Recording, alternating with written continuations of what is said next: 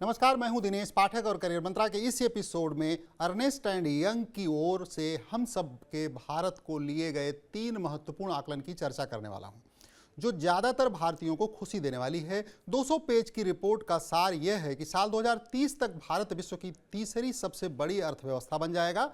जब हम 100वां स्वतंत्रता दिवस मना रहे होंगे तब यानी साल 2047 तक इकोनॉमी 26 ट्रिलियन डॉलर होगी और ठीक एक साल बाद यानी 2048 में भारत में प्रति व्यक्ति आय होगी 15,000 यूएस डॉलर। यूआई ने विश्वास जताया है कि भारत वित्तीय वर्ष 2036 और 2045 तक क्रमशः 10 और 20 ट्रिलियन डॉलर की इकोनॉमी बन जाएगा। भारत की प्रति व्यक्ति आय वर्ष 2045 तक 13,000 यूएस डॉलर होगी और ऐसा होने पर यह विकसित अर्थव्यवस्था की श्रेणी में आ जाएगा। जीडीपी के हिसाब से दुनिया के 5 सबसे अमीर देश, जिसमें भारत 5वें स्थान पर है, इसकी इकोनॉमी है 3.469 ट्रिलियन डॉलर। जर्मनी चौथे नंबर पर है, जिसकी इकोनॉमी है 4.031 ट्रिलियन डॉलर। जापान तीसरे नंबर पर है, जिसकी इकोनॉमी है 4.301 ट्रिलियन अमेरिकी डॉलर। दूसरे नंबर पर चीन है, जिसकी इकोनॉमी है 18.321 ट्रिलियन डॉलर। और पहला नंबर है अमेरिका का, जिसकी इकोनॉमी 25.035 ट्रिलियन अमेरिकी डॉलर है। विकसित राष्ट्र के सपने को पूरा करने में भारत के पास अपनी मजबूत घरेलू मांग, डिजिटाइजेशन, वैश्विक स्तर पर सबसे बड़ा टैलेंट पूल, वैश्विक प्रतिस्पर्धात्मकता और स्थिर भूमिका अदा करने वाली है। रिपोर्ट में यह भी कहा गया है कि व्यापक आर्थिक स्थिरता, व्यापार के लिए नियमों को उदार बनाना, ऊर्जा क्षेत्र में सुधार भारत के आर्थिक लचीलेपन की महत्वपूर्ण कुंजी है। यूआई ने भारत के अर्थव्यवस्था के लिए 8 प्रमुख क्षेत्रों की पहचान की है, जो अगले दशक में भारत के विकास को रफ्तार देंगे। साल 2023 में भारत जनसंख्या के मामले में चीन को पीछे छोड़ते हुए वैश्विक कार्यबल में सबसे बड़ा योगदान देने वाला देश बनेगा।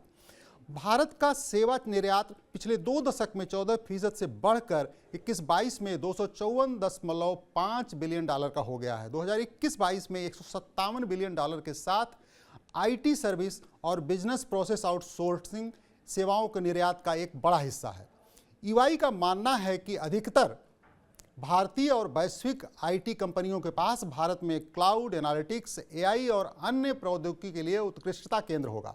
इसी तरह गैर आईटी सेवा क्षेत्रों में भारत के पास प्रतिभा का भंडार है। रिपोर्ट में कहा गया है कि सरकार सहित देश में डिजिटाइजेशन के जरिए शासन में सुधार, वित्तीय समावेशन और नए बाजारों तक पहुंचने, नए उत्पादों और सेवाओं को बनाने के लिए निजी निवेशकों के लिए लाभकारी सिद्ध होगा। सरकारी और निजी क्षेत्र में डिजिटाइजेशन के बाद हाल के वर्षों में डिजिटल अर्थव्यवस्था 15.6% बढ़ी है, जो भारतीय अर्थव्यवस्था की वृद्धि की तुलना में 2.4 गुना अधिक है।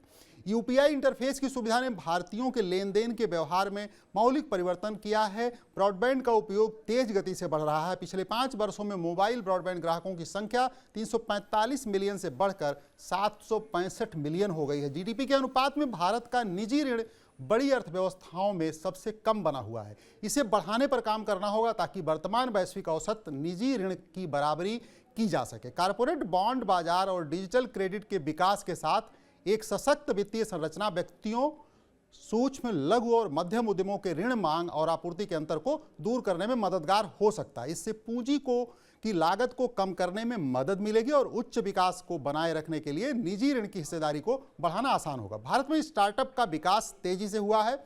यह वैश्विक स्तर पर स्टार्टअप में तीसरे बड़े देश के रूप में उभरा है। देश में वेंचर कैपिटल इन्वेस्टमेंट वित्तीय वर्ष 2021-22 में रिकॉर्ड 82 बिलियन डॉलर तक पहुंच गया।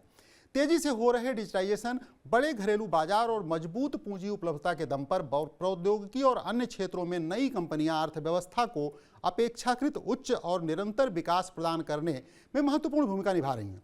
वैश्विक स्तर पर वित्तीय स्थितियों में बदलावों के कारण थोड़े समय के लिए अस्थिरता होगी, लेकिन लंबी अवधि के लिए निवेश सकारात्मक रहने की उम्मीद है।